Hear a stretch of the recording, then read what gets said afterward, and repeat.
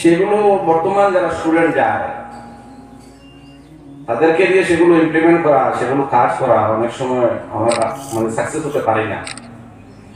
তখন আমরা চিন্তা করি যদি বেস থেকে এ ধরনের ছাত্ররা উঠে আসে, তাদের সামনে তাদের কাছে এগুলো ইমপ্লিমেন্ট করা সম্ভব হবে।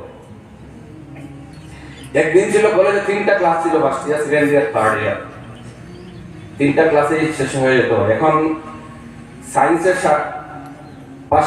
5টা ডিপার্টমেন্ট আছে, আর্টসের 7টা ডিপার্টমেন্টের 7+12টা ডিপার্টমেন্টে যতগুলো কোর্স এখানে সবই কলেজের আছে ম্যাক্সিমামই, যতটা প্রত্যেকটা ক্লাসের আলাদা আলাদা রুমের প্রয়োজন। সেই ইনফ্রাস্ট্রাকচার না থাকার কারণে বরাক উপত্যকা বা আমি আসামও বলবো 3 বছর একটা সময় কাটানোর একটা জায়গা মহাবিদ্যালয় বলতে। কারণ আসামের ম্যাক্সিমাম মানুষ যারা আজকে